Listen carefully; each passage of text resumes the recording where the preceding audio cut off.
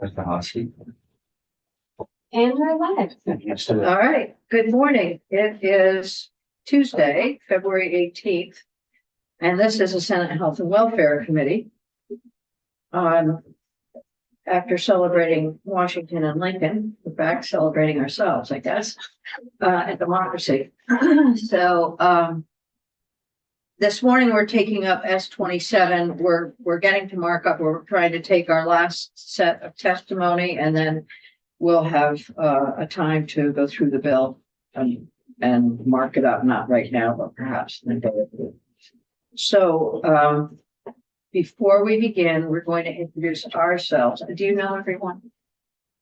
I know three of you. Three out of five. I've seen pictures of the other. So we'll start over here with Senator Hart. Will you introduce yourself? Senator Hart from Orange County. Senator Sandals, Orleans County. Jenny Lyons, Chittenden Southeast. Martina Rock, you look Chittenden Central. Yes. Ann Cummings, you probably know me better. I've never met you Oh, good. He's usually on the hot seat. Mark. Yeah. Oh, good. Your chair's more comfortable down there. Mhm. Oh, well, we have to fix that. That's all right. Good morning, Madam Chair. Good morning. Thank For the you. record. For the record, Chris Delia, President, Vermont Bankers Association. Thank you for the opportunity to come in. I'm looking at S27 and I want to be clear in my comments about the two sections of the bill. The first section where the treasurer would be allocated certain sum of money to take care of that existing debt that's out there. For some folks, absolutely support it, no problem with it. Good policy when I listen to the treasurer's comments. And I should say that on Friday, I met with the treasurer and his staff. We were having conversations about the issue that I raised. And we're still having conversations, although we have not connected this morning. When I heard the treasurer speak the other day, he was talking about the debt between the provider and the consumer.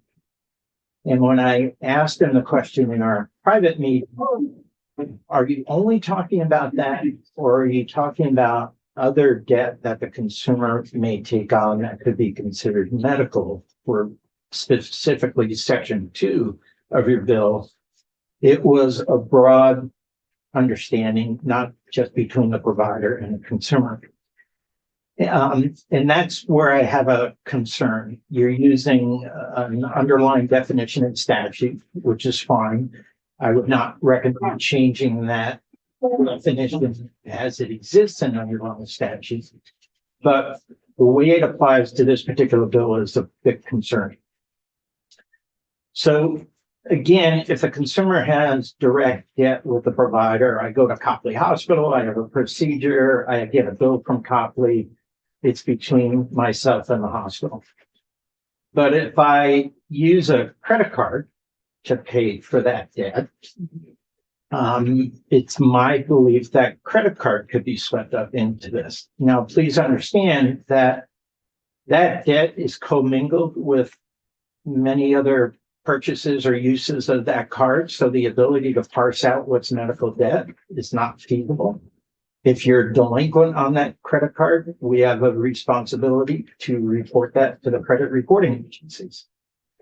The same could be true of a personal loan or a home equity loan. That I don't, if I'm creditworthy and I meet the underlying characteristics for that loan, if you will, or underwriting criteria, I can go ahead and use those funds to repair a kitchen, redo a kitchen, but I also could use those funds for an unanticipated medical procedure. The example I gave the treasurer was in March, I had to go down to Mass General for a meeting with a neurologist.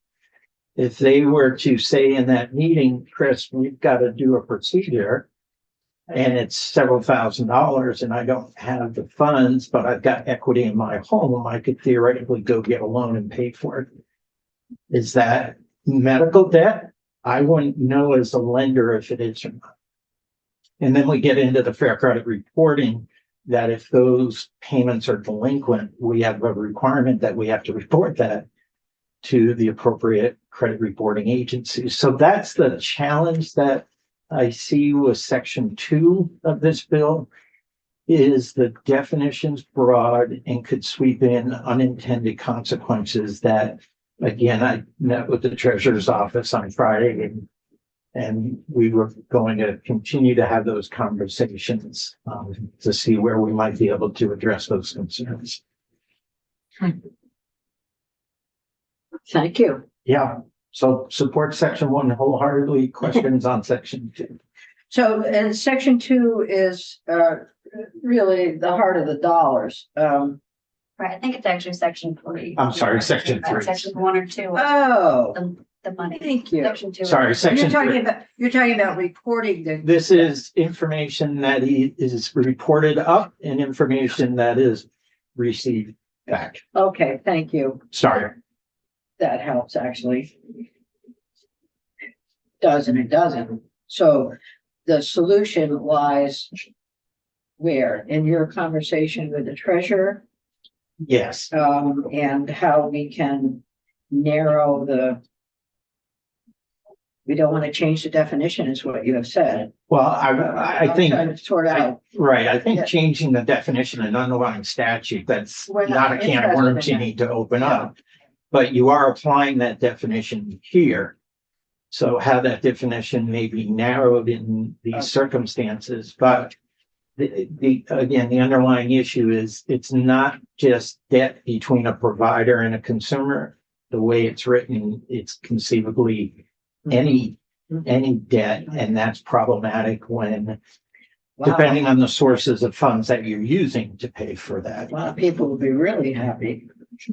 Yeah. Not, No. yeah, right. We're not happy. So, Encourage me to use my credit. Right, yeah. So this was brought up, this was actually brought up on Friday as well. Yeah. right. Okay, all right, thank you. Okay. So. And my was- plan is to have ongoing discussions with the treasurer. We have planned to regroup today as well. with Thank you them. for doing So that. we'll Would- continue to do that. If you can get to a good place, Yep. and I think Bridget might be wanting to be connected in with that Yeah. conversation, then, we can move forward, I think, faster. Yep. Yeah, thank you. Great, thank you. Thank you for taking the leadership on that. So we are moving on, and we have Devin Green from the Vermont Hospitals and Home Health. No, not, that's Okay, I'm sorry. No, it's okay. I don't want to open. I put another H. I know, I don't, I think that over.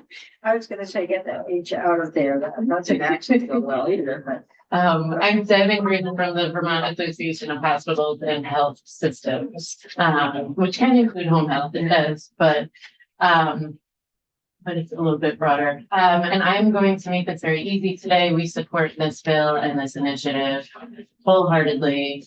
The only other thing I'm going to do is take the opportunity just to mention that we are leaving federal dollars on the table when it comes to medical debt for, not for consumers, but for hospitals when it comes to uncompensated care.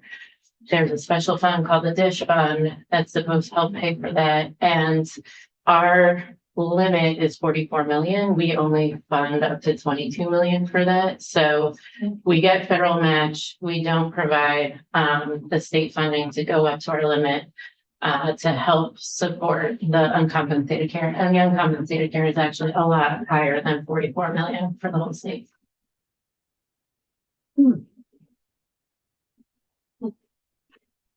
Okay, any suggestions for, I mean, what, It's not for this bill. that's what I was thinking, it probably isn't for this. No, it's not for this bill, but I did want to put it on your radar.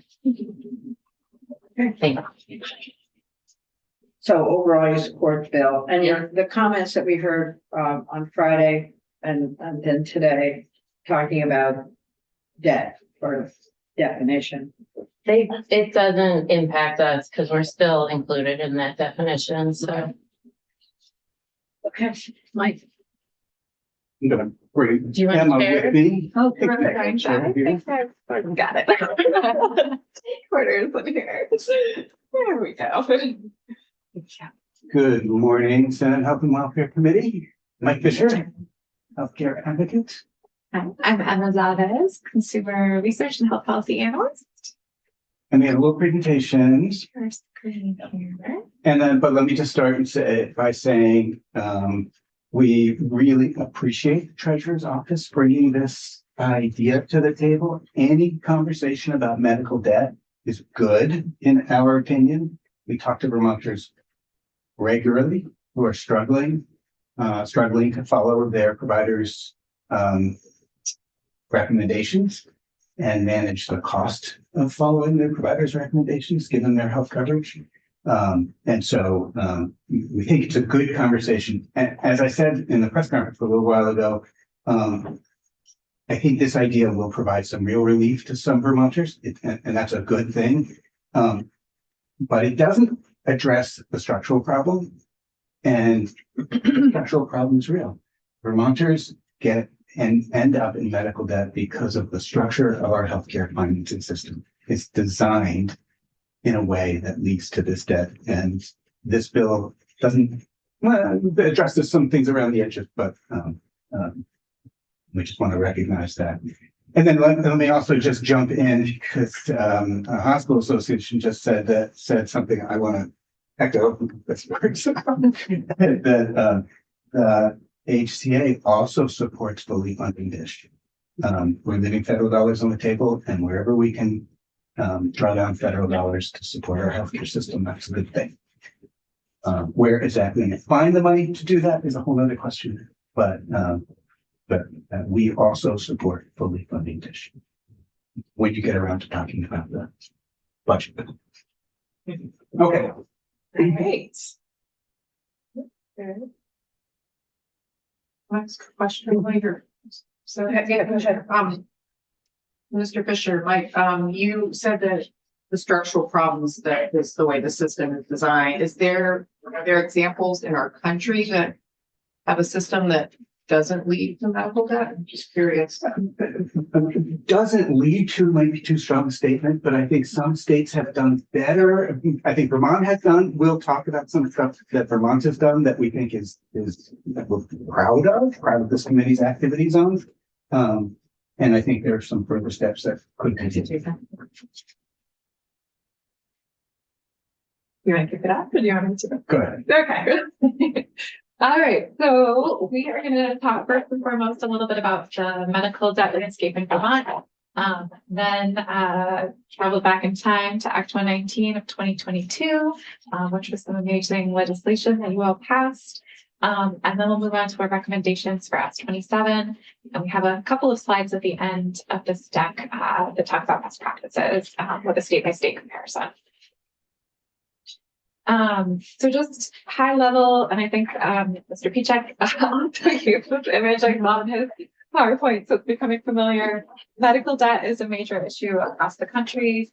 Vermont, you can see, is not the darkest of dark blues, but it is pretty close. I believe it's 12.9% in the study of adults were carrying medical debt over $250, and we believe 12.9% is probably a low estimate. So we did a study a couple of years ago. We did a storytelling project where we reached out to many Vermonters and interviewed them and had them fill out surveys and did follow-up interviews. And this is a word cloud and a quote that came out of that study. I don't think we're telling you anything you don't already know, but I do want to, I think Treasurer Pichek did a great job of describing the dynamics that lead to this type of debt as being really different than the dynamics that lead to other types of debt.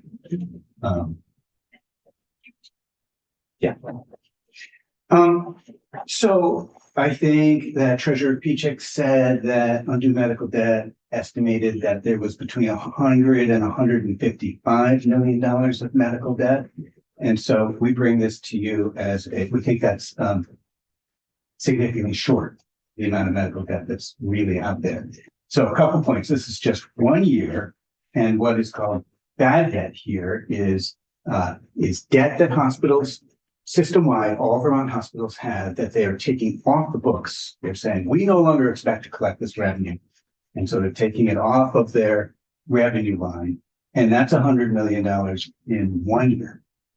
And if there's a 7-year look back, even if those other years aren't quite as high as $100 million, we think the estimate of 100 to 155 is significantly short. Now, let's just recognize some of that $100 million may have been collected, even though the hospital they're still trying to collect on it. But it's small, is our understanding of how much money actually comes in. And then, and let me just say another word about this.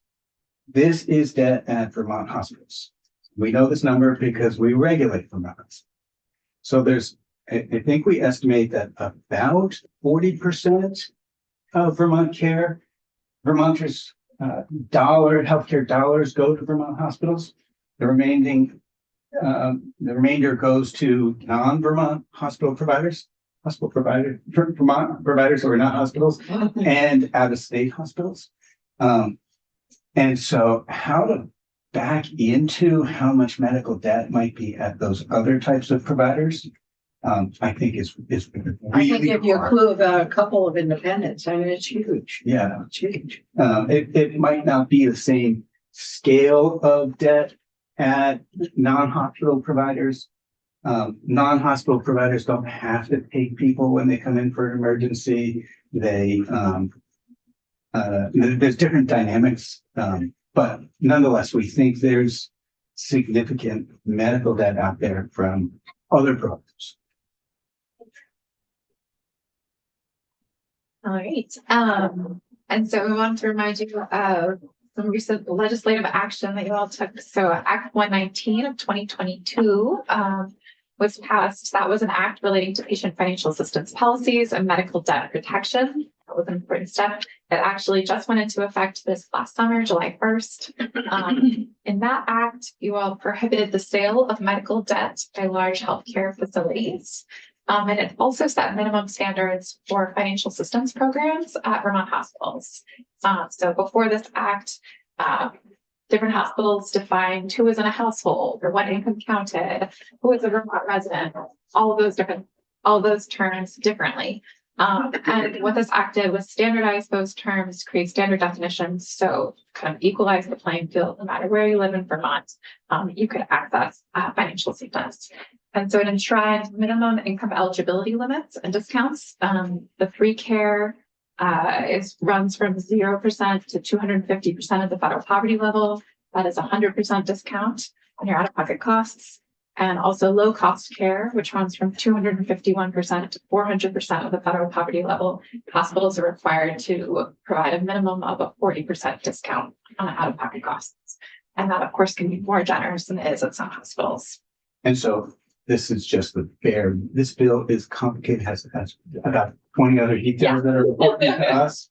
And it's just the bare minimum to get an idea of the bill. And I also want to remind, in case you don't remember, this bill grew out of a partnership and a collaborative work between the Healthcare Advocates Office and the Hospital Association, who was, came up to the table and worked in good faith to get us to where we are.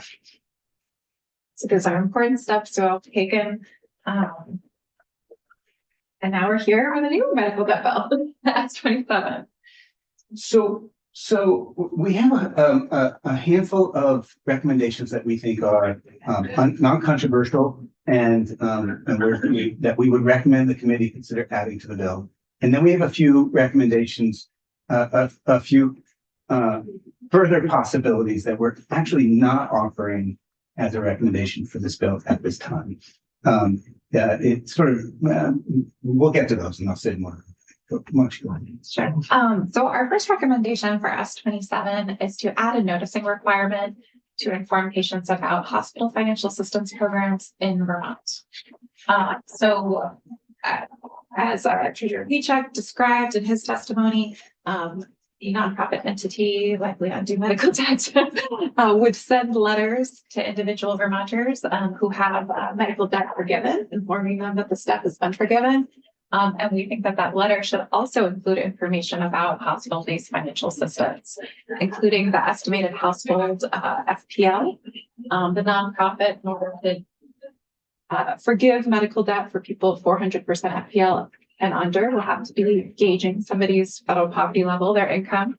And we know that based on Act 119 of 2022, anyone under 400% of the federal poverty level should be eligible for some type of discount, maybe not 100%, but some level of discount on their out-of-pocket costs today going forward.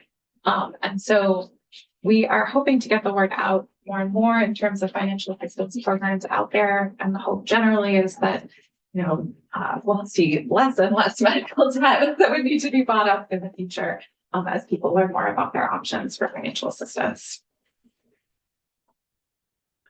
For our next recommendation. So this is a little bit to what I spoke to earlier. The conversation I've heard at this table has been about hospital medical debt. And we just want to encourage this effort to the extent possible to include other medical debt, be it at a non-Vermont hospital, Dartmouth, technically a non-Vermont hospital, as well as, we just don't know how much medical debt is out there at debt collection agencies that originated at small providers. So it would probably have to be associated with some debt collection procedure in order to do this. I mean, you can't. Yeah. There's probably not another way to identify. We're not suggesting that undue medical debt start calling dentists' offices across the state. That wouldn't be a good.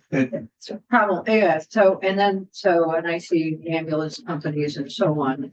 All of these things have terrific idea to be able to do it. And the question we have is, can we do it in this bill, or can we do an evaluation of what is out there and how to I think look at it? I think the idea that's in our head is that we just assure that this effort allow for that, and that the treasurer's office and its work with under medical debt encourage. Again, I'm not the extent possible. I'm not suggesting that there be this huge burdensome effort, just that we get calls from people who have debts from ambulance companies, and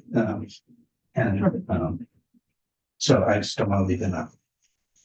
Yeah, and notably, many, private non-hospital-based practitioners don't have financial assistance programs. So of course, people do accrue medical debt because there are financial assistance programs. So what I'm hearing you say is just because we might pass this bill doesn't mean we've solved the problem of medical debt. And that's what I'm hearing you say. And there's other little places that we find it. Okay,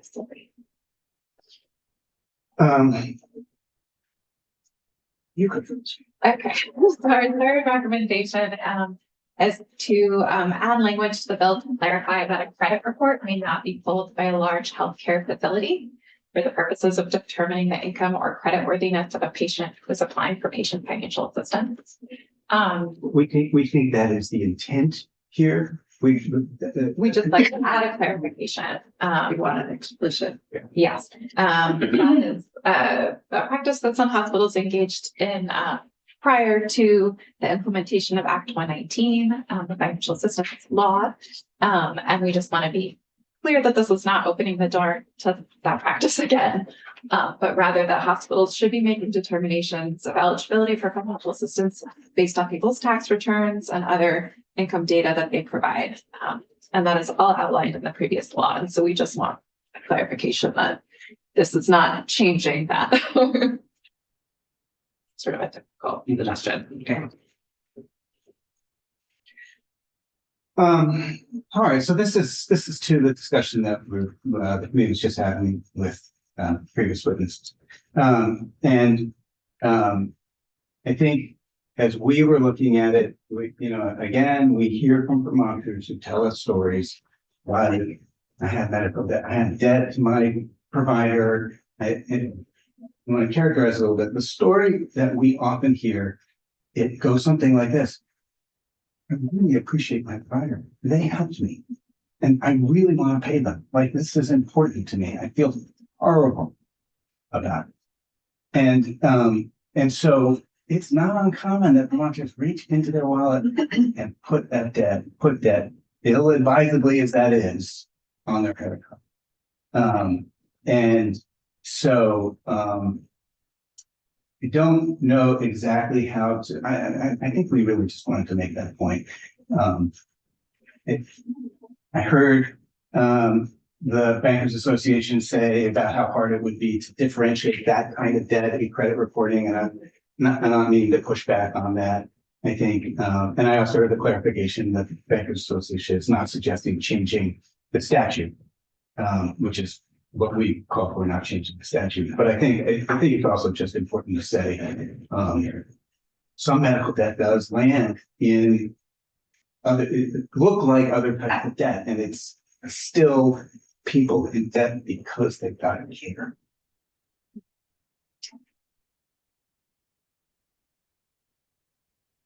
Keep our fingers crossed for the Bankers Association. Okay, so I want to say again that our work on pre-care policies has been a partnership with the Hospital Association, and so I'm not suggesting we add this at this time, and that we'll commit ourselves to continue to work on these issues, see what we can do. But many states have prohibited extraordinary collection activities, and here is many states, some states. Some states have, and I can show you a map after this if we have time, but You're fine. okay. But some hospitals in Vermont do engage in extraordinary collection activities. Not all hospitals in Vermont, but some of them do. You can find that information in their credit and collection policy, which every hospital posts. Examples of extraordinary collection activities include placing a lien on an individual's property, foreclosing on an individual's property, seizing their bank account or other personal property, garnishing wages. And so some states, as Mike said, have prohibited certain and or all extraordinary collection activities. And as I said, some hospitals in Vermont have explicitly stated that they do not engage in any ECAs, which is great. But not all hospitals are there.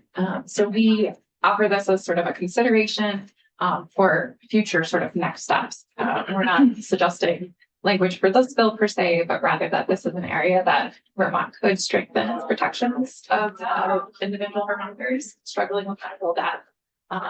And with this worthy of exploration. And let me add, I think if we had a Vermonter call us up and say, man, hospital is threatening to arrest me if I don't pay my bill, we would jump up and down.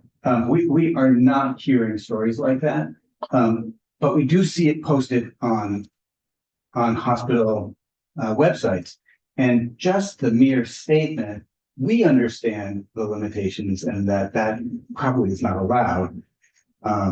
But a Vermonter who's dealing with this might not understand that.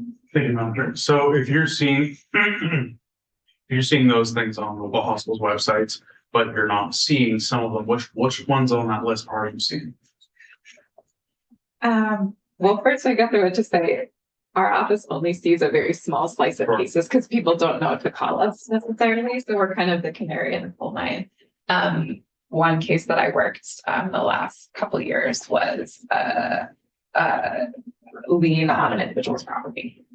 So for example. Was that for an extraordinary amount of debt or? Well, it was for a lot of money. A lot of money, yeah, that's certainly. Yes, that person should have been enrolled in Medicaid and the hospital failed to enroll them. So we were able to argue the case and all of the litigation issues were dropped. But it was concerning. And the fact that hospitals may or may not pursue various ECAs is concerning in general. And as some major hospitals in Vermont have stated that they absolutely do not do that, we would hope that all hospitals could state that as well.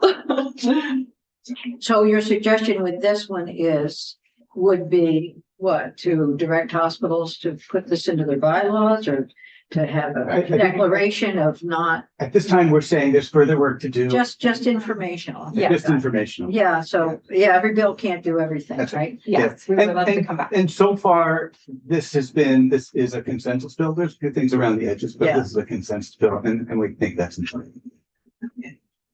Because not all people that owe hospital debt are the same. Mm. If we make it too restrictive, then why should I pay my bill? Because you can't go after me and eventually they'll get some money, maybe. So I think we're trying to find that balance. I agree with you, Senator. Finding the right balance is always the tricky part of legislation. And then let me also add that, to the extent that there is anybody out there that is exceedingly wealthy, and just refusing to pay their bill, I don't want to stand in the way of the hospital doing anything to try and collect from that person. Our stories tend to be more like the story Emma just told. There's a person on Medicaid, should have been eligible for Medicaid, but was not. And we believe that that is more the typical story of the people who have medical. There's also some very smart and frugal rich people. Sure. And if they're, and like I say, we'll work with the hospital association and others. If there's ways of finding the way to maneuver through that, then maybe we can all find agreement. And another consideration that we would love to explore in the future, again, not for this bill, but is the possibility of implementing the best practice of screening patients for financial assistance prior to receiving their first bill. So one example is the state of Oregon, which passed a law in 2023 that says hospitals have to screen a patient for presumptive eligibility. So that means they don't have to fill out the application for financial assistance if the patient is uninsured, or if they're enrolled in the state medical assistance program like Medicaid, Medicare, or if they owe the hospital more than $500. And this is really a best practice because unfortunately, sort of as that story illustrates, I just told, there are a lot of people whose bills go to collections when they should have been on Medicaid, or they should have gotten 100% financial assistance. And financial assistance is really you'll probably know this, but it is a community benefit the hospitals get in exchange for their tax exempt status. And so we would love to see people who don't have the money to pay, clearly getting the financial assistance. And the application process doesn't always allow for that to happen. So this is a proactive approach, which we think is interesting. Would you like to?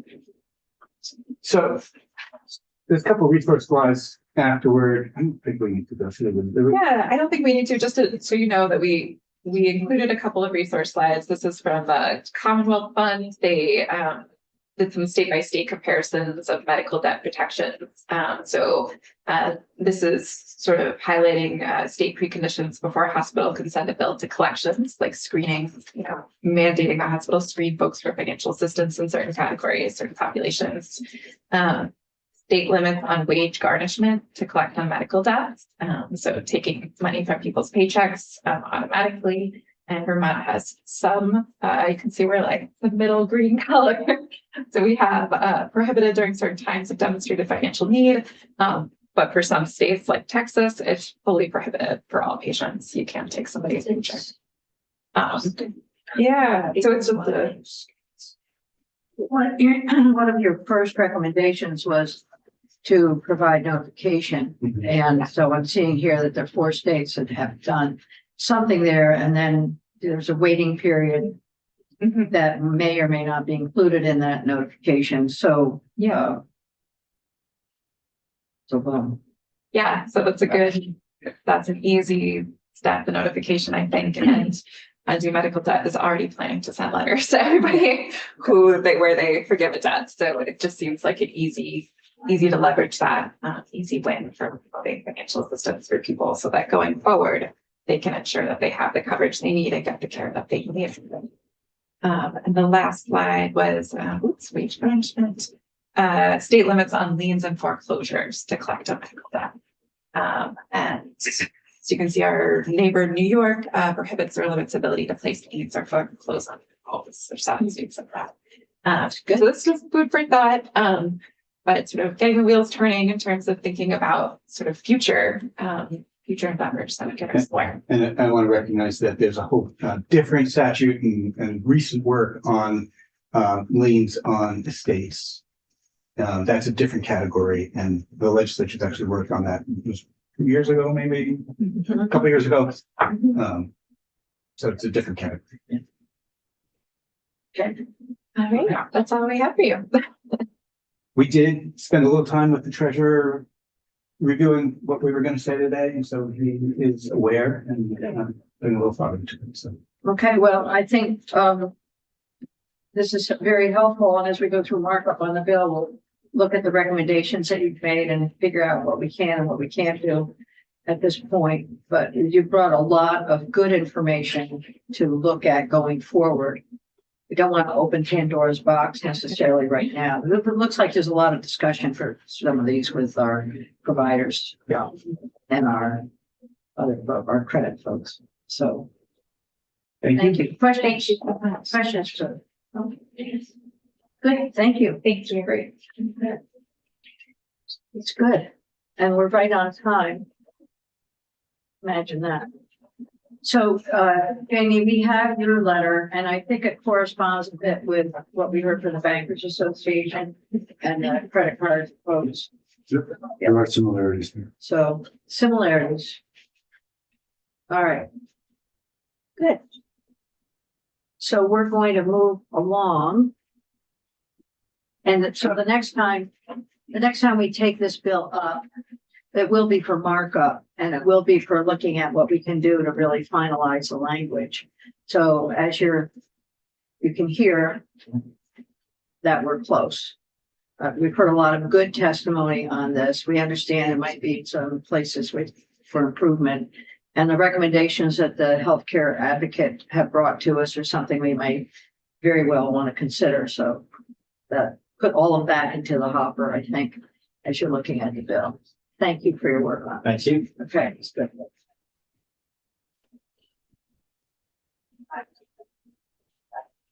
So now we are moving on to S18. Is Lauren Lehman going to be online? She's on home. You just saw her in the home. Huh? I just saw her in the hallway. Oh, Well, we go. yeah. No, So Jenny.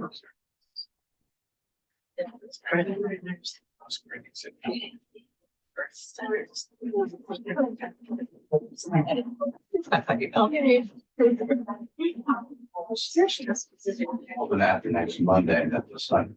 Okay. Oh, there she is.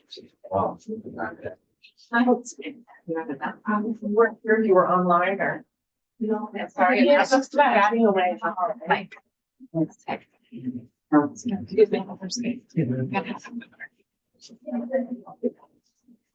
Shut your way.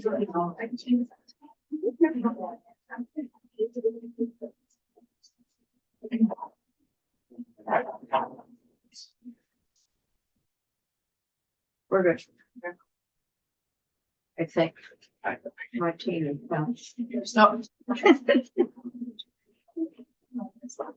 Yes. 17 and 16 is our max. 16 is All right, I got. Sorry, Shayla. Oh, you are. Well, we're gonna do who's. I know, you'll be doing Just it my right, best. right? Okay. Well, good morning. Morning. So we are here looking at S18, an act relating to licensure of freestanding birth centers. We've taken a lot of testimony on this bill, and there's a lot of enthusiasm for it. We've heard folks wanting to add into the bill, and we would like to hear from you. So thanks for being here. You know everyone? I don't know these days. Okay, so let's go right around and we'll introduce ourselves for everyone in the room. Senator Larry Hart of Orange County. Senator Sam Douglas of Orleans County. Jenny Lyons, Chittenden Southeast. Martina Rockwood, Chittenden Central. In Cummings, Washington District. My name is Lauren Lehman. I am General Counsel for the Department of Health. Thank you for having me here today to talk about S18, and I wanted to express our enthusiasm too for this effort for S18. We're very supportive of increasing access to, and choice for birthing individuals, and we support the creation of this licensing program in the way we can. We, having looked at S18 and being familiar with licensing structures, I just wanted to say that, you know, we would love to continue to work with the supporters of the bill around some of the practical implications of implementation. You know, a licensing program is more than just issuing a license. It is, you know, when you put the imprimatur of the state saying this facility is safe, this facility is sanitary, this sanitary will protect your health. We need to make sure that those are accurate so that the consumer, the customer, the patient can have trust in that license. So what we would need to do that, I think, is really in the details, talking about the first, the rulemaking authority. I think the bill right now has us fully aligning with the National Association or the American Association of Birthing Centers. We would want some unilateral authority to also maybe be based on those rules, which is what we do for licensed midwives. The state does for licensed midwives right now, but to have some authority to adapt those rules to Vermont's patients' needs and align them with existing regulations in the state. For example, licensed midwife regulations on informed consent, et cetera, and transfer. We would also, you know, talk about the scope of practice and how a birth center right now is defined on the in this bill, defined as the scope of practice of those who are working there at that time. We would want that could create a challenge for implementation, just knowing what the facilities scope of practice is as compared to the professionals who are working at that time. When you go in to inspect, et cetera, you need to know what that facility is allowed to do. It might depend currently on the way it's written on who's working at the time. So we would argue, I think the AABC actually has a very good definition that we could work with partners about to provide. So, you know, we go from rulemaking and then we go to maintaining the license, issuing the license, making sure everybody's current on their license, tracking that and tracking it nationally, so you can interact with other states. And then we go to inspections as well, ensuring continued compliance or initial compliance, which we think we can work with our partners at Dale Division of Licensing and Protection, as we do with other facilities. And then finally we have enforcement, which is also could be cost, it could be consuming, and the devil's always in the details there about how that is regulated.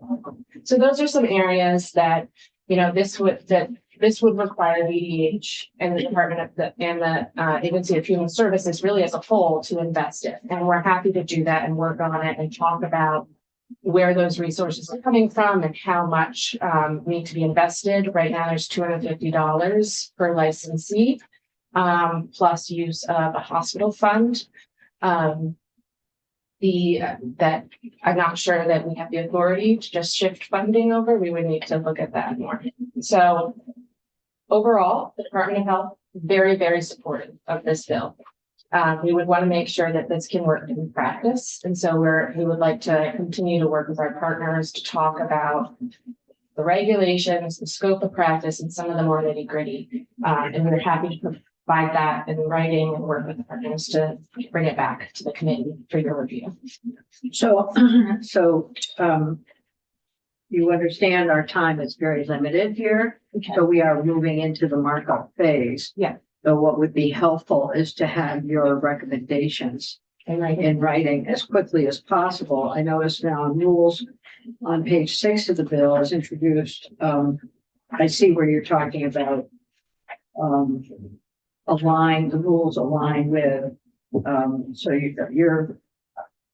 I'm thinking you're adding, changing the language in some way. Yeah, it would be great if we could change that to based. I think we have several other recommendations that we could mark up with Ms. Foster and Ms. Livingston to help provide more collaborative and clear guidance on what we would prefer, if that's helpful. Right, and then the licensure piece and the funding that's in here is important to us as well, and it's important down the hall, Yes.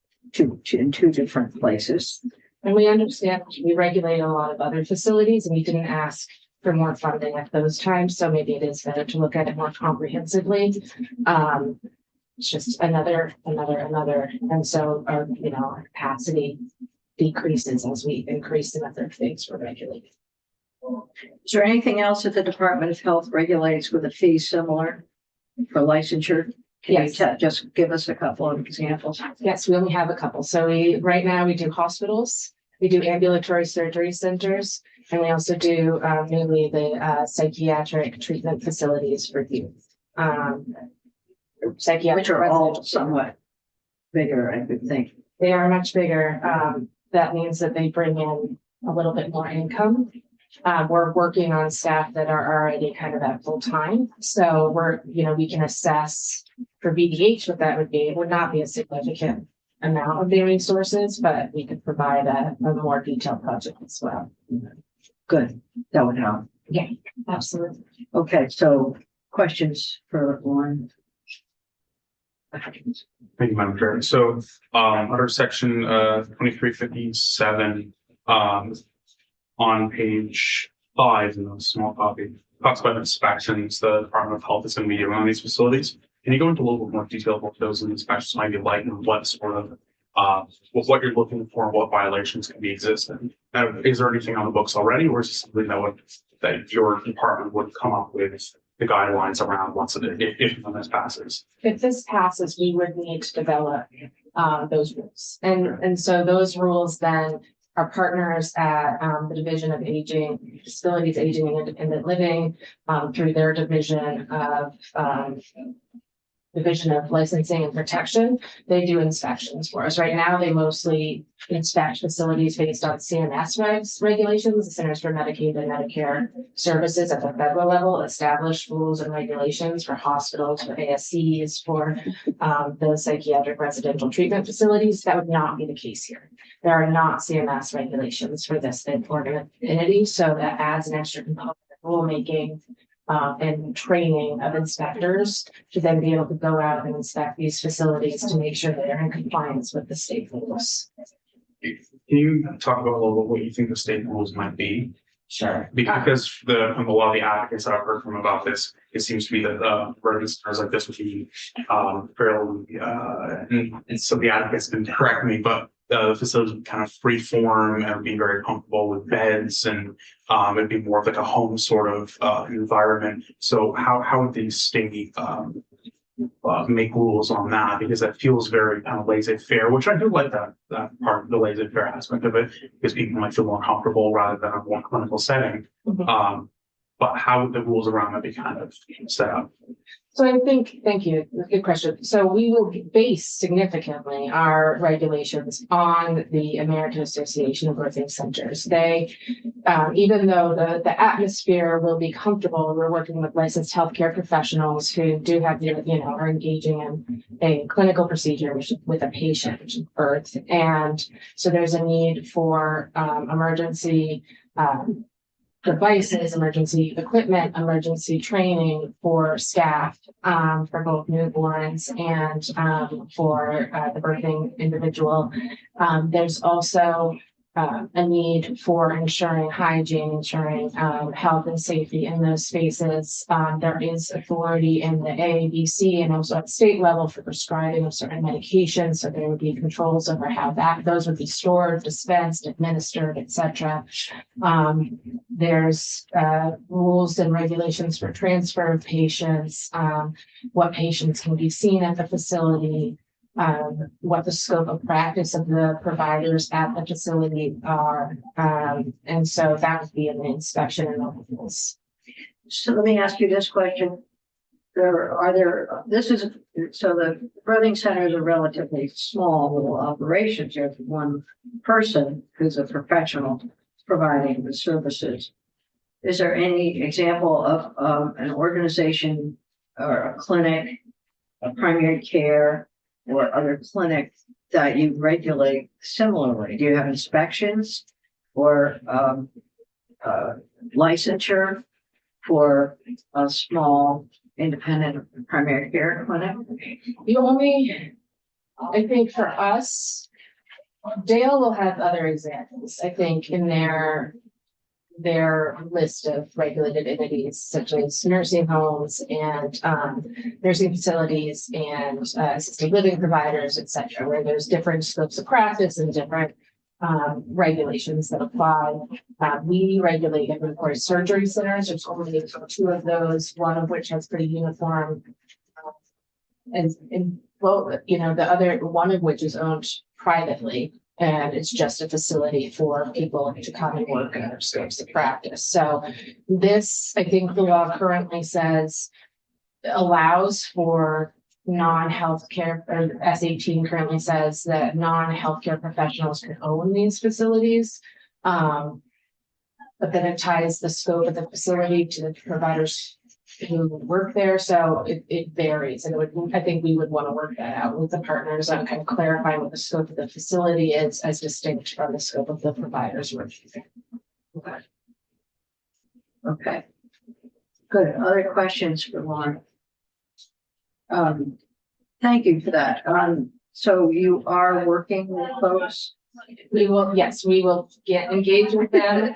Yes, our policy team has been engaged with them regularly. I was just speaking with them in the hall. So we are working in the midst of it. Good. That's good because we want to get the mix of it done as quickly as we can. I agree. Yeah. So without complications. So thank you. Thank you.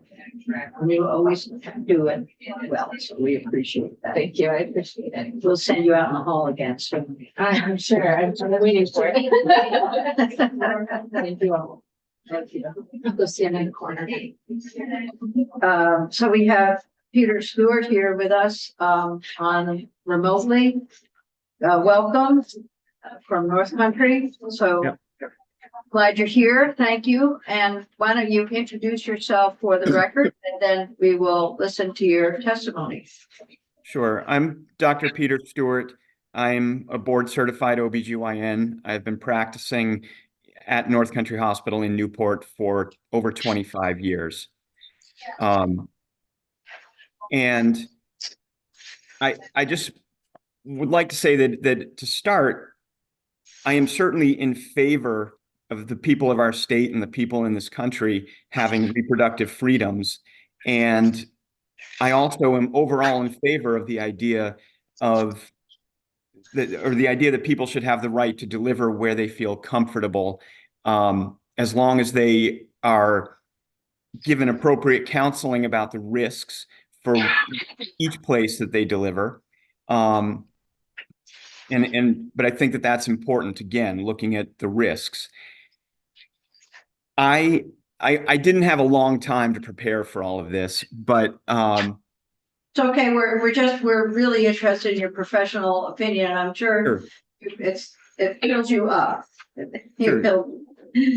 So I do have some concerns, although listening to the general counsel for the Department of Health, some of those concerns that I have may be allayed a little bit, but I have some concerns about the bill as it's written. And also I have concerns about how the legislature, Green Mountain Care Board, and AHS may interpret this bill, and especially in light of Hammary's report for Act 167, where he sort of stressed the idea of birth centers as a place for obstetric care. And also, I think that in reading the bill that was presented to me, there's some points that I'm not sure are entirely accurate. So in the bill, it states that ACOG and Society of MFM, quote, endorse birth centers as a safe place to give birth. I'm not sure that that's entirely accurate, at least from what I read, and I searched the website a lot, but what they endorsed was the obstetric care consensus number 9 that was titled, Oh, quote, So, Dr. Stewart, Yes. Dr. Stewart, to share with you, what you have just referenced is in the House version of the bill, but Okay. not Senate version. okay. So Okay. should I continue to address it then, or does that not? No, is- It's a moot point. Okay. Okay. So I think that the other concern that I have, though, is again the idea that there may be this discussion about expanding this to, and I get from what you're saying that these would still be small operations, but I think that there's a concern that especially again in light of Act 167 and the report that came out from Mr. Hammery, that there would be an expansion of this to have birth centers that as sort of the primary place for people to deliver in our state. And I think that would be both impractical and imprudent and frankly, very costly. And so I think that is a concern. I think also the idea that access to care for patients is limited, I think is not entirely true either. I think that we have a fair number of hospitals in the state that are open and available for patients to come.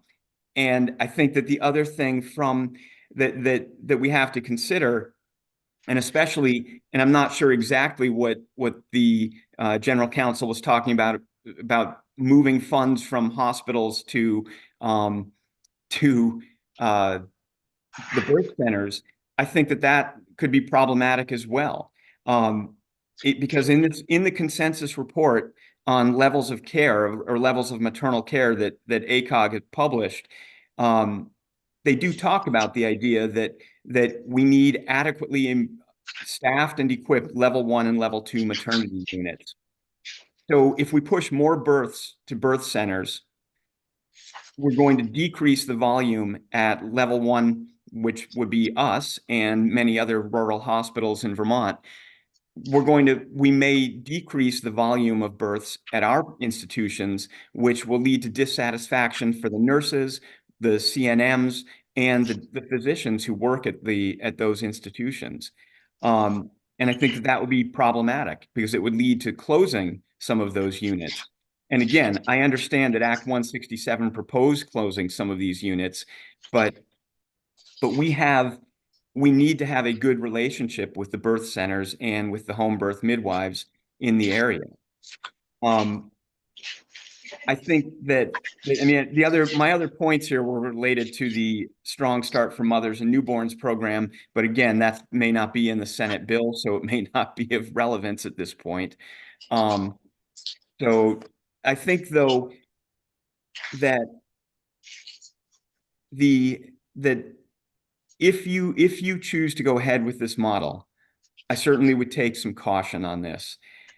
I'm not sure. I mean, I appreciate that the general counsel said that they will be looking at how the AABC looks at accrediting birth centers, because that was a concern that I had. I wasn't sure about a licensed center versus an accredited center. But it sounds like they would go down that path and really do the work to make sure that these places were appropriately managed. I think that it's also important to evaluate each individual person who may be owning or operating one of these. I've worked with a lot of, or I won't say a lot, I've worked with several certified midwives in the Northeast Kingdom, and they aren't all equal, just like all physicians and CNMs are not equal. But I think that we really need to look at this, that birth centers, as proposed, are really just one small part of a larger regionalized system of safe care for our pregnant population and their newborns.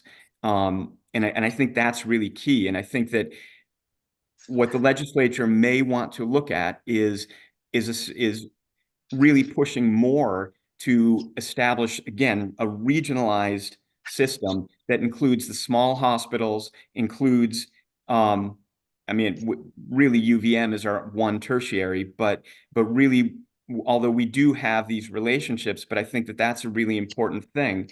And I do think that it's very, very important that to look at this in providing licensure, it would be a good idea for the birth centers to have a relationship with a hospital that is capable of managing more complex patients that risk out of the birth center model.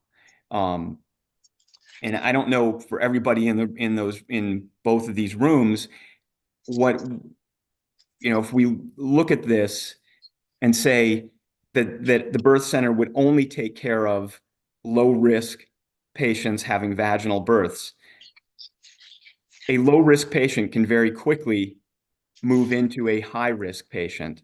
And you need to be able to have rapid transport to a hospital in those cases. And that's not really possible in most places other than probably Chittenden County. Because even if, and again, the Strong Starts for Families bit may be out of the Senate bill, but if you look at where those birth centers were in that CMS initiative, almost every single one was either associated with a medical school or part of a large system, a large medical system, or in an urban area. I don't think that there were almost none of those that were in a place that's like Newport, Vermont. So I think that we really need to be careful with how we approach this. Thank you.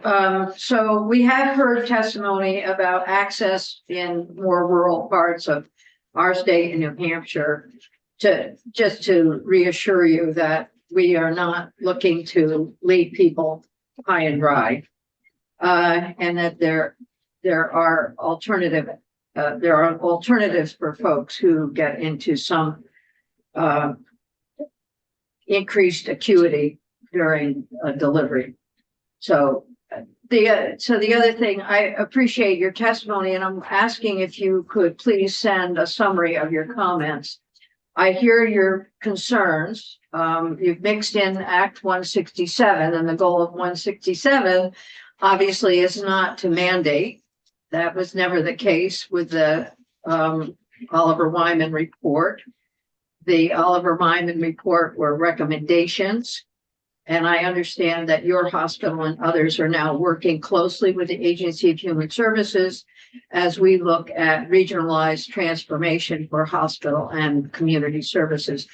But this bill really is more about providing choices for folks who are pregnant and how they wish to deliver and where.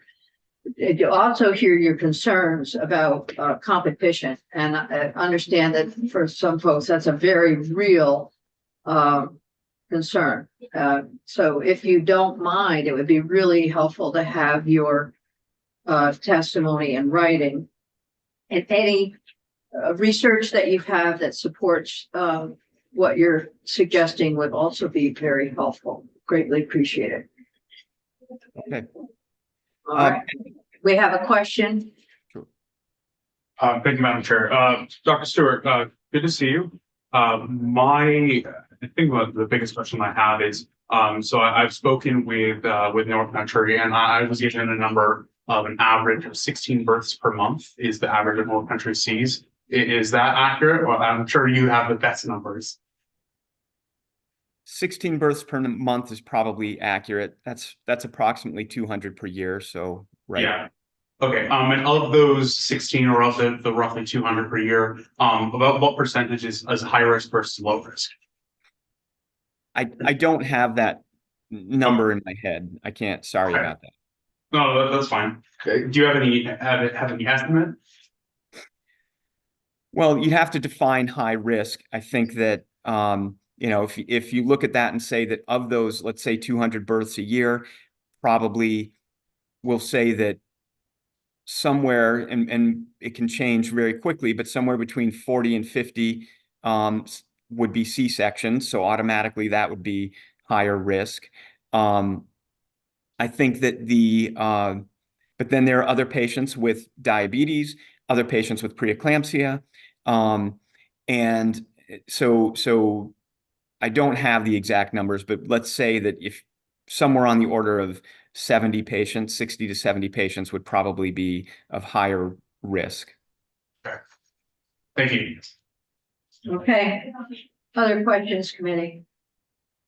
All right, we're good. So, and remember, we're not trying to close, OBGYN practices. We're trying to provide choices for folks who see a home delivery, or a more comfortable environment than the hospital environment.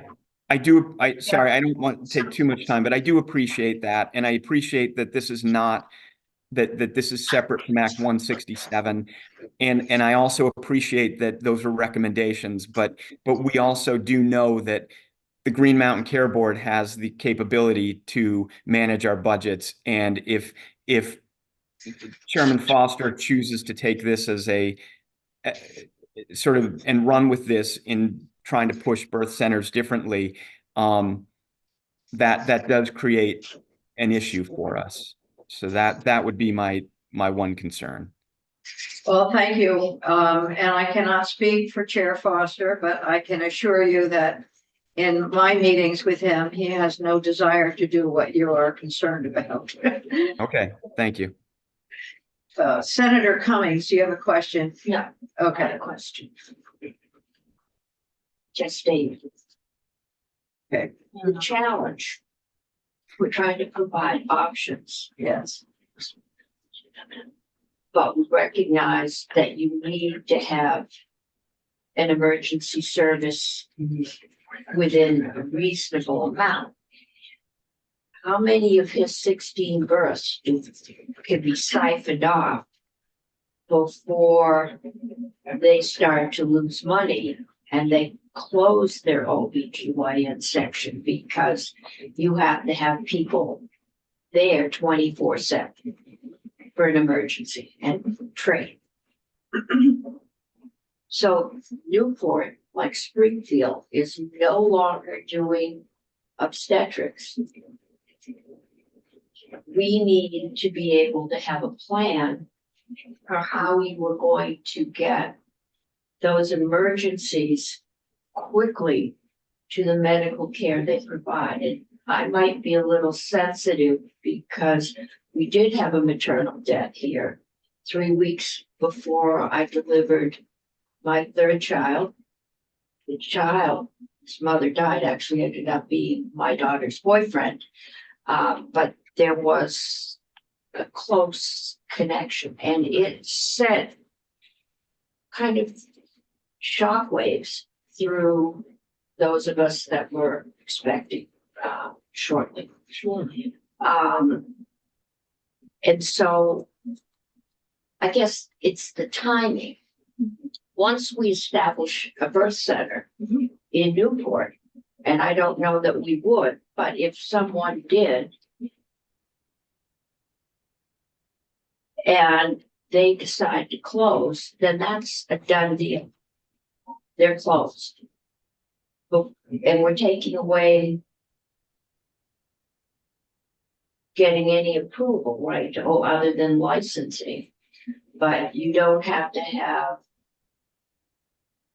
And that's my concern, that if we don't have any concern, you can do this in Chittenden County and UBMC is sitting there, it's your tertiary hospital. You could probably do St. Albans down. Nobody got anybody anywhere yesterday or Sunday. If you're closed up in the kingdom, where do you go? And how? So you're asking to have, there needs to be some overall, we shouldn't just say, okay, you're allowed, go to it.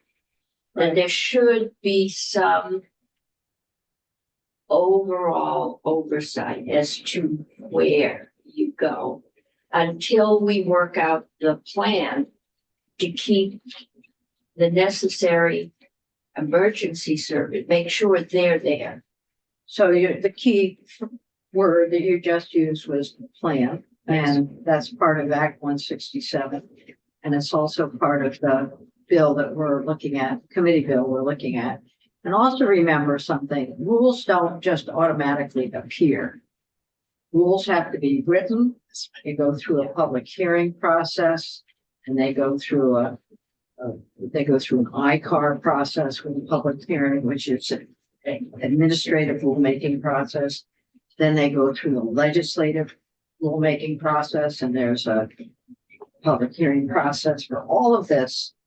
So that takes time. When we think about it, sometimes it takes up to 18 months. So between now and 18 months, suppose this passed and it went into effect in July.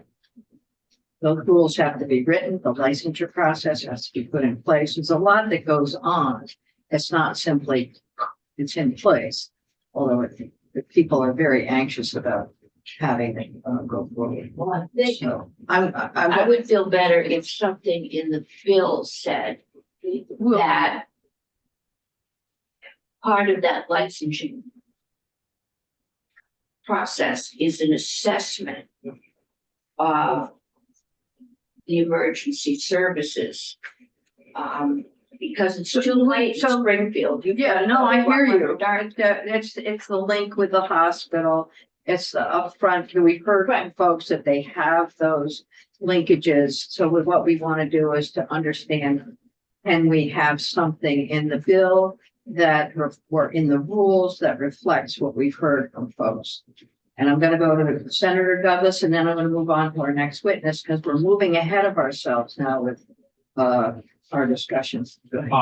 I have one minor thing, and then I have one last question for Dr. Stewart. Okay. So it kind of sounds like what you're saying is having, with the licensing requirements, have some sort of requirement for proximity to a hospital or a surgical OBGYN. And the assessment by whoever's doing the licensing of the likelihood that that hospital will continue to provide those services. Yeah. Because if you're only doing 16 births a month, what's the break even for the hospital? Yeah. You know, and how many? I think that's an important distinction. Yeah. I do too. So we'll say, hold this thought, when we get to talk about the bill and mark up for the bill, these are the things that are important. We haven't finished our testimony yet. Yes. Do you have a question? Yeah, I have a Dr. quick question for Dr. Stewart, and then I'll done. So, and this might be a hard question for you to answer, but if you just give me your best estimate or your best idea on this, what is the time frame or the distance that you could potentially send a pregnancy crisis during their pregnancy? Like, are you able to? Because I know that North Country can send to a tertiary over in Chittenden County.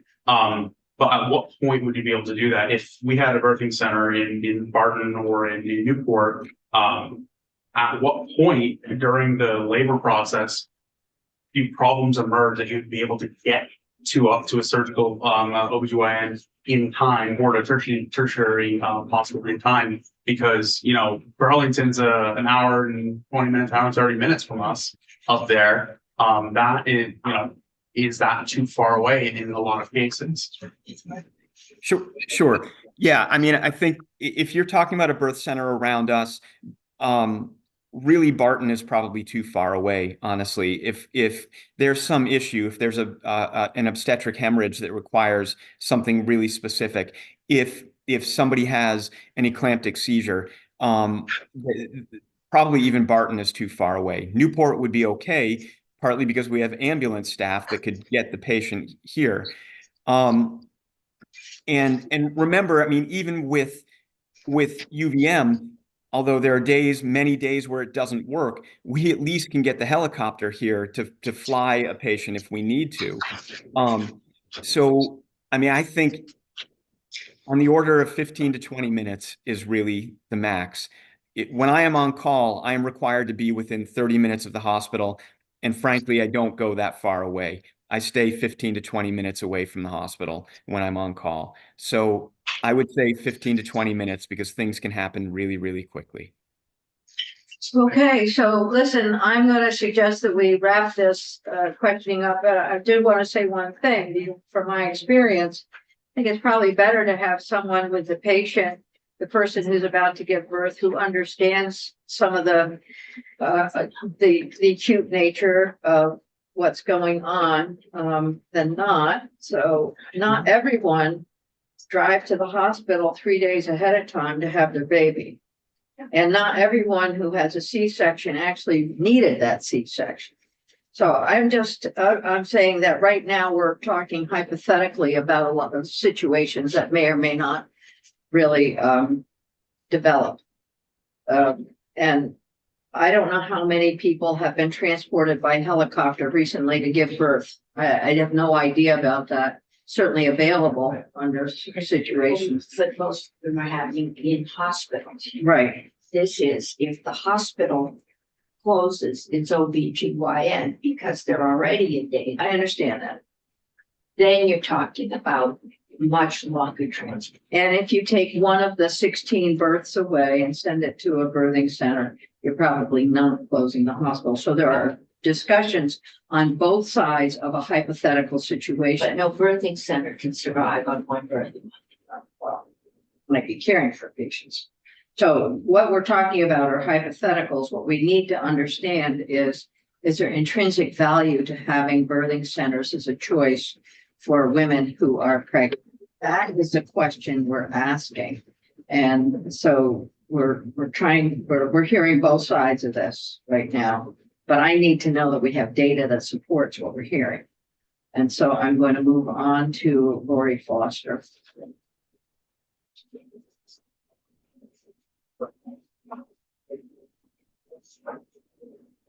Good morning, and thank you all for taking my testimony this morning.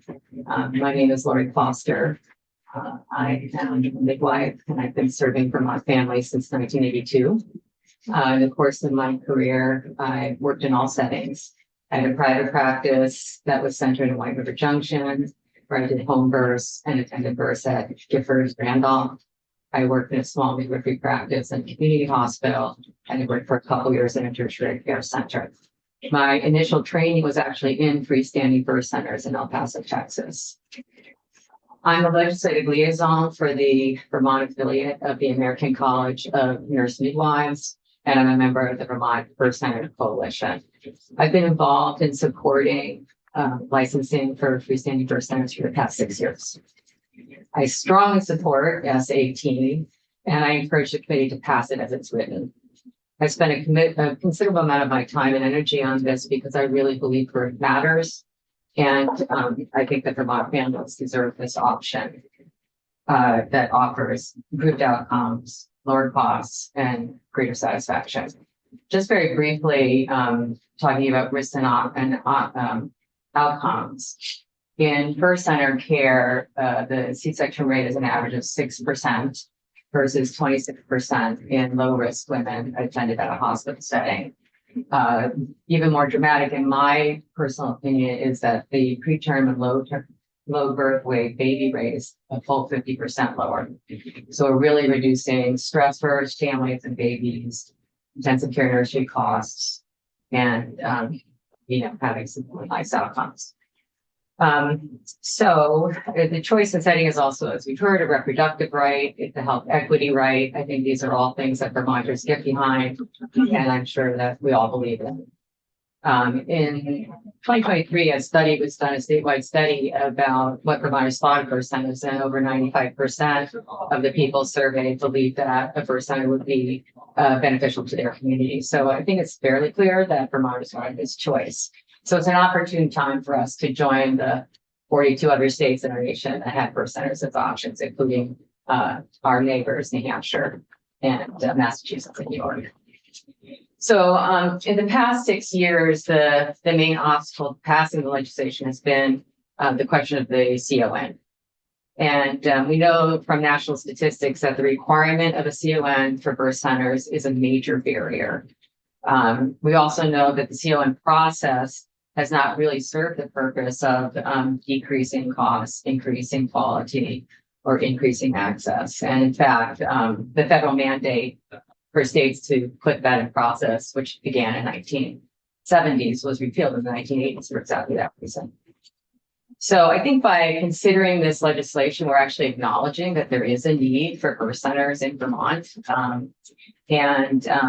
they're by nature small, low tech centers, and the likelihood of a birth center reaching the financial threshold set by the CON, even at the current rates, without the increases that are being proposed, are really, really, really remote. It's highly unlikely to happen. However, because the CON has this phrase including, which doesn't, it essentially says it's not just the thresholds that a CON can be applied to any healthcare project, that is a stumbling block for birth centers. Because if a CON was required, that would basically make the opening of a birth center impossible, in which case kind of this whole process of talking about the legislation is something of an exercise in futility. So I want to address Senator Cummings' question and what was brought up by Dr. Stewart, which is the issue that's been brought up consistently by the hospitals around birth centers, and that is that they're likely to threaten existing maternity units because of financial vulnerability. So I really need to know there's absolutely no evidence that this would occur. And there's actually some evidence that it won't. That is that there's extensive data from the American Association of Birth Centers. This is a very established organization that's been collecting data for decades and decades. That's where we get all of our safety data from. And they have no evidence that birth centers threaten the financial viability of hospitals. And in fact, birth centers bring to local hospitals care that's associated with maternity care that's actually more financially benefit than the actual birth itself. That would be lab work, ultrasounds, consultations, and transfers. So, there is a evidence that they actually are financially beneficial to hospitals. I think a reasonable estimate of any rural birth center would be that it would serve about 4 to 5 families a month. And of those families, probably less than half are going to be pulled from what would be, people birthing in the local hospital. They're going to come from people who might have otherwise chosen a home birth. And I think you have heard from, folks about that issue, or people that are going out of the catchment area to get services that are more attuned with their desires. So, maybe it would be, 2 births a month out of the folks that would otherwise go to that local hospital. So if we consider that's going to put a hospital out of business, I mean, that difference could happen by natural fluctuation in birth rates. It could happen from a new midwife that does home births moving into community, which could happen at any time. So I think that, the birth center has this, kind of scarier risk. It's really perhaps, not really realistic. I would like to bring up some data that we have from the Vital Statistics of Vermont. And that is that the smaller community hospitals, North Country being one of them, Brattleboro being another, are serving less than 60% of the families in their catchment area. So I'm going to read these statistics. This is from 2022. North Country had 146 births that occurred in the hospital, while 250 families in Orleans County had babies, which equals 154 families that sought care elsewhere. And in the case of Brattleboro in the same year, 173 births occurred in the hospital, while in Linden County, 323 families had babies. So that's 150 families that went elsewhere. So I think that, again, a small birth center that does, is taking a couple births a month, it's not really where I would think they would be focusing their attention if what they're trying to do is draw people in. And I want to make really clear that no midwife working in or owning a birth center is hoping to put the local hospital out of business. I mean, birth centers do rely on the local hospital. They rely on the local hospital for things like mentioned, lab work, ultrasounds, consultations, transfers. And they also, they need to be there for those emergency services, just as Senator Cummings was saying. So I think that those of us that are promoting the birth centers really are looking for cooperation. We really want to work as a team and a system to take care of the families in our state and provide the best possible care for Vermont families. And we really would like to step away from the idea of commodifying birthing families as a financial bargaining chip. So I do wholeheartedly agree with Devin Green's assessment that the fragility of the community hospitals is due to poor reimbursement for services for women and children. So the coalition, our Birth Center Coalition, is definitely eager to work with BASS to address that inequity. But that's really separate from the concept of choice for birthing families and making birth centers available. And it's hard to imagine another scenario where we would deny Vermonters a choice that's safer and less expensive. So birth centers also are a labor of love. I think there seems to be some concern that suddenly there's going to be birth centers everywhere in every county.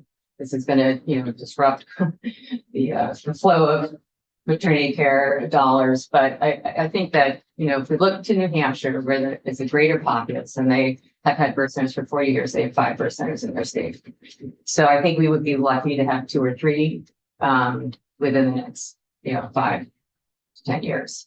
But I think it's important to have those. And I also think it's important that we don't set up barriers and say, you can have it here, but not here, which is, I think, the reason that the Hospital Association is quite attached to the CON.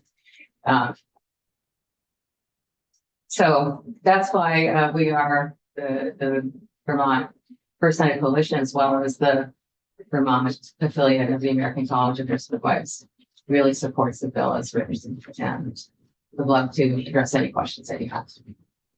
Thank you. That was helpful. Bringing us back to reality. Thinking about the birth of my second child, and if I had been in a birthing center and I was at home getting ready to go into the hospital, but it was 25 minutes, and it's a good thing that I got there when I did, because it was that quick. Right. I mean, you can never predict these. That's right. You just don't know. Yeah. And I think the concern about distance and risk it's legitimate, but I think if in fact that created a much higher risk for birthing families, we wouldn't have the statistics about birth centers that we do. The statistics are very, very reassuring. And, in many ways, you have less risk. I mean, I think cesarean is so common now, we forget that it's major abdominal surgery. It has a maternal mortality that's 4 times that of vaginal delivery, even though both are rare. It's more dangerous for the mother, potentially more dangerous for the baby, life-saving when it's needed. Believe me, disregarding that C-sections are sometimes a very necessary and wonderful, resource to have. But I think, Thank you, Chair Lyons. I have a quick question. Yeah. Thank you for your testimony. I did want to tease out a little bit the disparity between the C-sections, 6% at birth centers, 26% at hospitals, because this was something I didn't understand until I actually gave birth. That not all high-risk pregnancies are C-sections and not all C-sections are high-risk pregnancies. Right. I had a very long labor. It spanned multiple days. I gave birth in the hospital. I was encouraged to go with a C-section, but I had a midwife and a doula who helped me through and ended up having a healthy birth and a healthy child. And, would have been a C-section, right, but ended up not being. So I'm just wondering if you could speak a little bit to that, because I'm not sure everyone understands that sometimes the system encourages that kind of intervention, whereas in a birthing center, you might have the time and whatever, the resources to do it differently. Yeah, I mean, that's a really good point. And you give a very good example. Why is it? Because of course, C-sections aren't done in birth centers. So that 6% of C-sections happens in the hospital. as a transfer situation. But the reason it's so low is exactly that. It has to do with the continuity of care. It has to do with the education that's provided during the prenatal care. It has to do with support during labor. It has to do with mitigating fear. I mean, fear has an incredibly, strong impact on labor. I think my colleague Aaron used the Mandeville used the gazelle example that, when you have a high level of fear in your body, it affects your hormones, and hormones are what make labor happen. So there's multiple factors that impact it. And there are a lot of it. I have worked in, as I said, all settings, and I have observed in the tertiary care center, there's many people coming in and out. There's, medical resident, we have to train people, but it's chaotic and it's not really conducive to birthing. So that's, we think about, what's the risk of being not, away from a hospital, out of hospital. We don't often consider what's the risk of being in the hospital, if you don't have problems. And there are risks to that. And that's why the statistics look the way they do. Yeah. Other questions for Lori Foster? Your testimony would be very helpful if we had it. So I could send it to Kiki. Yes, I And then will. we can, and you have, it sounds like you have links to different studies and analyses or just mention of Burlington. We can certainly do that. Yeah. Okay. I will do that. Thank you very much. Thank you very much. Okay. Ooh. All right. This has been very good, very helpful. I will mention that on S18, there are other comments of support online. There's also comments that we heard about on S27 on our webpage for today. And then the American Heart Association is also providing testimony and support for S14. As what we'll do, we have a few minutes now. Mitty, any comments that you would like to make at this point on the two bills that we've looked at? And we'll start at the end and then go to start with S18. I guess the question is, we'll continue to go forward on the bill. The question is, we've heard testimony from the Department of Health, and they're working outside in the hallway to bring us some recommendations that might help. We've also heard that the biggest problem from the advocates for birthing centers, that one of the big problems is a CON. We haven't gone through and marked the bill up, but that will, as we go through the bill, that will be important to us. And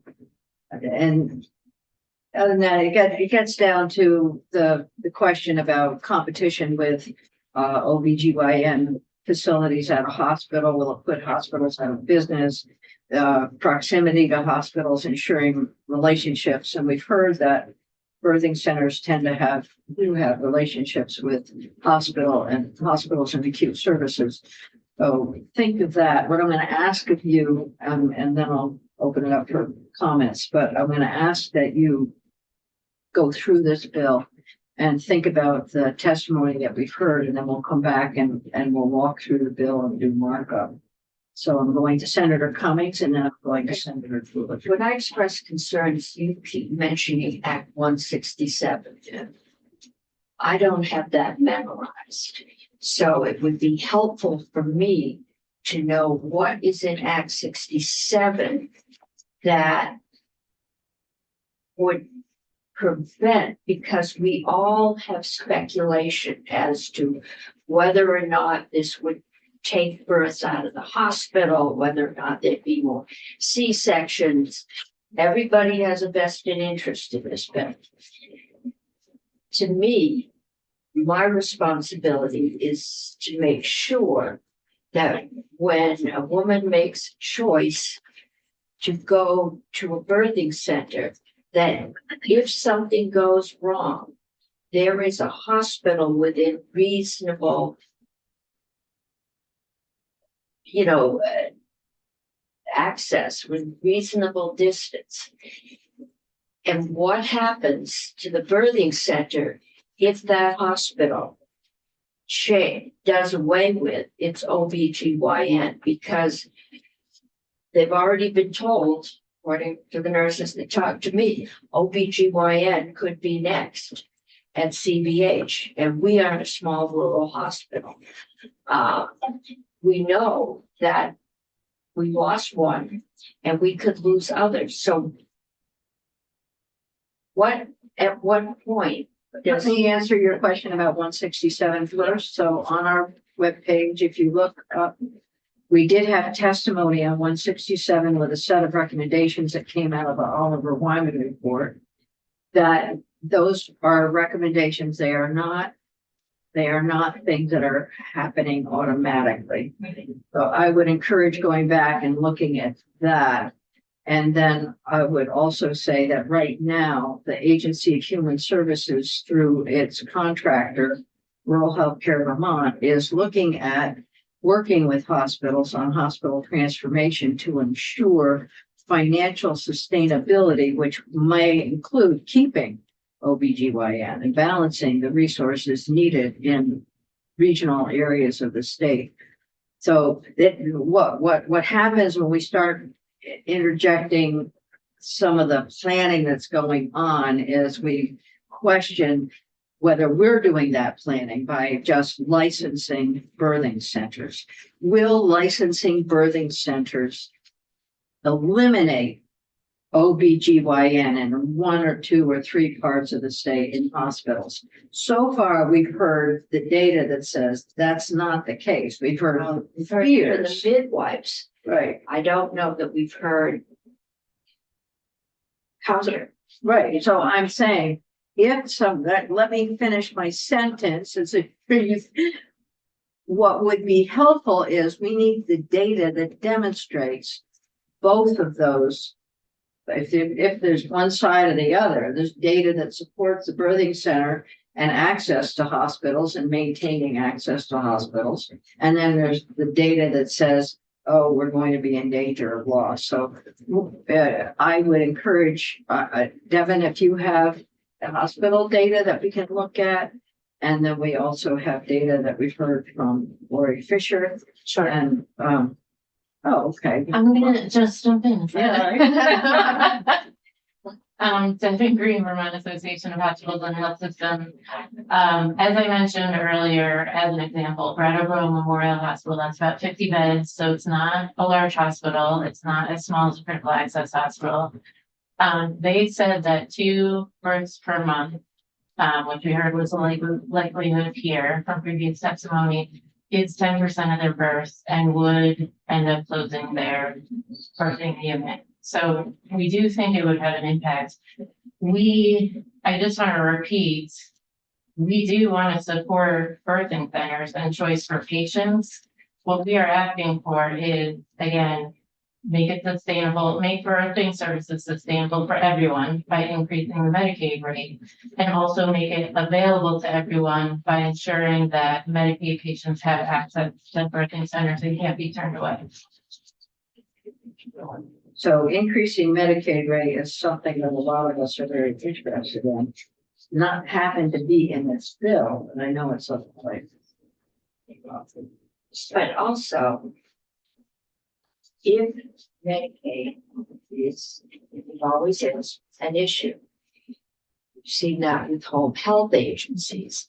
If the birthing centers only don't take Medicaid patients, but only take fully insured, then they are draining or potentially draining the costs that are used to cover the Medicaid losses. So that could Well, just. that's an important question, and so I think we need to hear, and we have a hand up, and we're gonna go, this is a good discussion to have. So Lori, you want to respond to that? Yes, I don't know of any birth center in the United States that doesn't. I mean, maybe Joseph, yell about this, maybe in LA, but generally speaking, all birth centers take Medicaid because midwives are very dedicated to equity and to serving all families, regardless of income. So I think, I don't think that would be something that would happen. Okay, so it shouldn't make any difference if that were required. No. Okay. Okay, I think that would be it. And I'm gonna go to, we have a bill up on our wall and I don't know what number it is, but it expands, coverage, Medicaid coverage for pregnant folks. What is that? So S smart. 42? 14, Which one? S14. S4. Oh, that's S14. That's the one that, folks have started supporting. So we may look at that one too. Okay, Chair. May I ask a question of Devin? If possible? Yeah. Great, thank you. If she's willing to. I'm willing. I have two quick questions. One, is it possible that all birthing center births that would be quote unquote taken from Brattleboro are already being taken from Brattleboro because they're going to a neighboring state? That's my first question. My other one is if two more births, was it a month ago to a birthing center? You mentioned the fact to close that birthing unit. Is that unit already in danger of closing regardless of those two births? I guess those are my two questions. Yeah, so Devin Green, I would say, as you saw in the Oliver Wyman report, birthing centers and hospitals are at risk because they're financially fragile. So I would say, our concern is that there's financial risk there, mainly because the reimbursement is so low. So if we increase the reimbursement, I think that would help everyone. And then it is possible. So I would have to look at the data for the Brattleboro region in terms of where they're going. And it's possible that folks are going out of state or to other places. It is possible that birthing centers could bring some testing and other things to hospitals. Again, just as we've been talking about, once a birthing unit is closed, it doesn't reopen. So that is why I'm cautious in this area. Okay.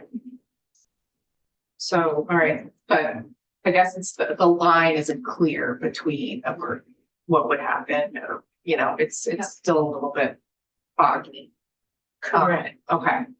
And then one other piece is that I do have some small changes to the bill if and when we get to markup. Well, we're gonna get to markup, right? Right. And I think Gail has her, that might have to let her speak. Gail Zatz on behalf of the Vermont Birth Center Coalition. I just want to reiterate the statistics in Windham County, the 373 births in 2022, and only 175 at the hospital, at the Brattleboro Hospital. So there were almost 200, 175 or so, 200 births that from Windham County that did not occur in the Brattleboro Hospital. It's 150. Okay. So when we're talking about 2 births a month, I think the question is, where are all those other births occurring now? Currently, 2 births a month is 24 births. Where are all of those other births occurring? And so, I would ask the committee to not put the fragility of birthing units and hospitals on the backs of birthing families in Vermont and the choices that they should have. Okay, so can we get that information? Yes. Okay, and I'm looking at our documents from witnesses, and we do have information from February 13th from Voss is there, and I know others have testified as well. So as you're going through and looking at the bill and bringing your suggestions, I'm talking to my committee right now.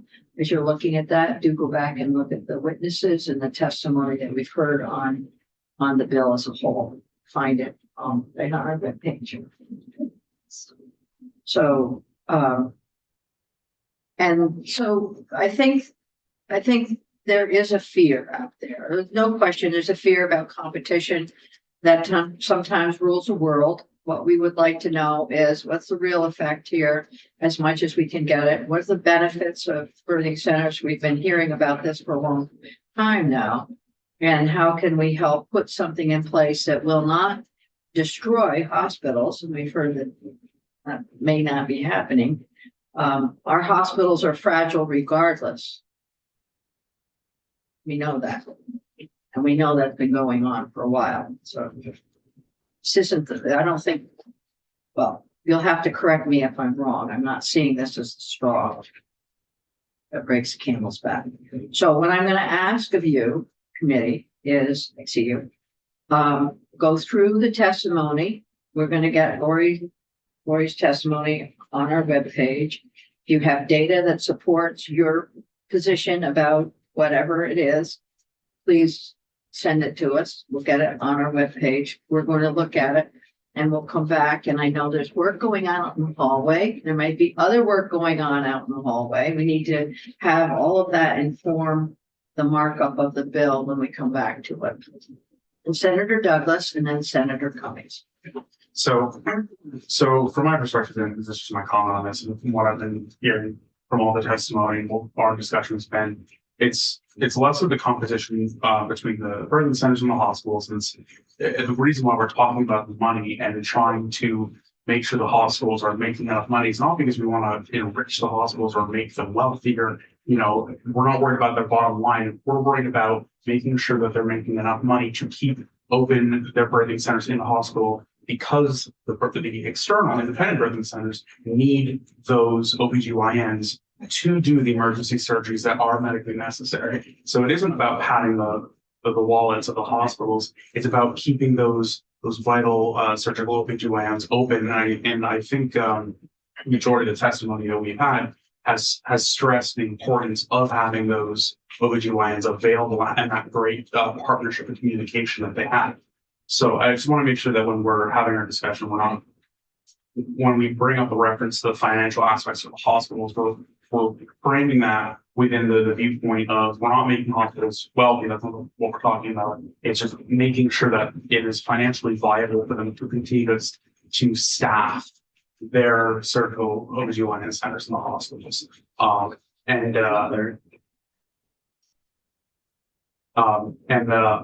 also want to say that I definitely agree with the bill on its merits for especially the mental health aspect that it has for people being able to have the agency in giving birth in a less than clinical setting. And I do think there's a lot of compromise that we can, in conversation we can have. And I think during Mark, I think we'll have some conversations. I would say I am not against birthing centers. I've given birth at least twice as much as anybody else at this table. My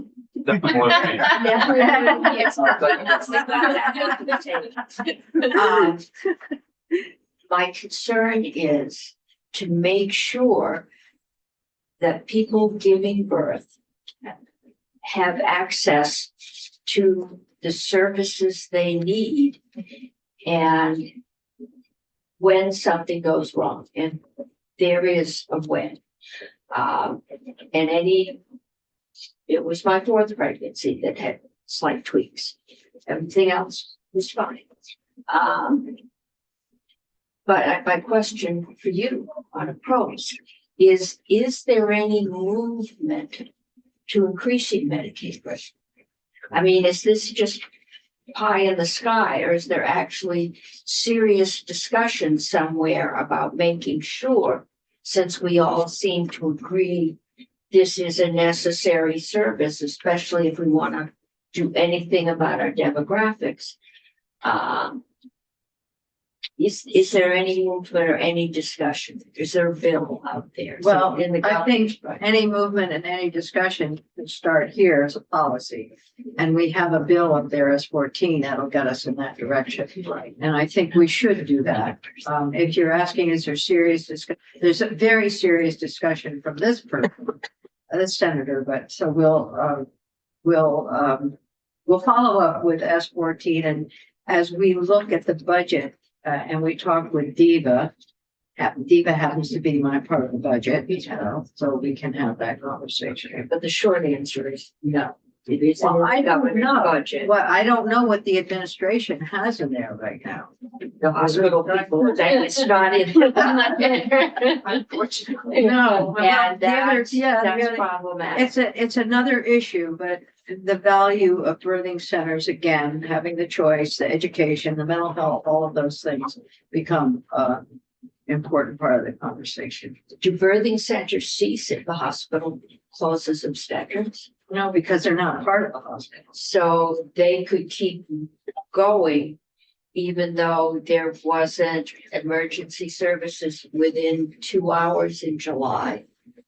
Oh, well, I can't. I mean, with that, Well, they could, if you're in Brattleboro, Bennington, I mean, there's I'm thinking Dartmouth, Hitchcock, Newport, you're within 2 hours of UVM or 2 hours Copley. is too long To to go go to Copley. I can't answer that, and I can't make a decision about this bill based on that question, the answer to that question, to be honest with you, because we don't know what the landscape will look like until we start marking it up. But it is an issue. I think people are concerned about it, and we'll keep it. word guardrails has been used. We need guardrails. We got that. Senator Krull. Thank you for not forgetting me in the batting order.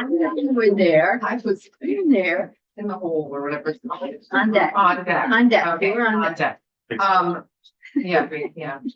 No, I just wanted to say that I hope we can get some data because it seems as though we're making a lot of assumptions about the fact that I get it. We want the birthing centers and the hospitals to exist because they will be important to the birthing centers, but I don't see necessarily a right line between the existence of 1 or 2 birthing centers and the long-term viability of these OBGYN units in hospitals. I mean, we've hypothesized, but I guess I would like to know more because we've heard today that there are lots and lots and lots of births that aren't happening in the hospitals already. So anyway, just putting that out there. And I will say, I mean, the Porter Hospital has a wonderful little suite that looks like a home. And so maybe some other hospitals will change and maybe nurse midwives will begin to work in those hospitals the way they do in some hospitals. So, yeah, there are a lot of things that can happen. And Senator Douglas is itching to say something. Yeah, I just want to say, I definitely agree with Senator Gould with that. I do want to see some data, especially from what Lori said about up in Newport with the 170 births that are not happening at North Country. So, where are those births occurring? Are they happening at home? There is some data. I can send you, it's from Vermont Vital Statistics Please. and it's a graph and tells you, you can look at it and see. Because, if it's the case that the majority of those 170 are happening at home, I think it's very safe to say that a good percentage of those births might happen at a birthing center if there was one available. Yeah, I don't think So- the majority are happening at home, but they're out of state, they're at a different facility. People are assessing, what are my options in this hospital? Oh, I want these other options, so I'm going elsewhere. So, Right. but that data is So available. are they and I going will to send birthing it to you. center elsewhere out of state? Yeah, birthing center out of state, or even, maybe somebody who's in Orleans County goes to Copley. Sure. Because they can have a full midwifery service option there, or the C-section rate is so much lower, or something of that nature. Right, because if you live in Lowell, Copley is actually closer to the country. So. All right, this has been a very good discussion and I appreciate it for each of you sharing your thoughts. And so the next time we come back to the bill, we'll look to the hallway conversations to have gotten some resolution of some of the issues that we talked about, not just 1 or 2. And then we'll also have looked at the bill a little bit and come back and do markup. We're not forgetting S27. So I encourage us to do similarly with S27, go and look at the testimony, particularly the healthcare advocate that heard today and the bankers and then we know we're not finished yet. There's a hallway conversation going on about that one. And when we come back, we'll try to get to mark up on the bill.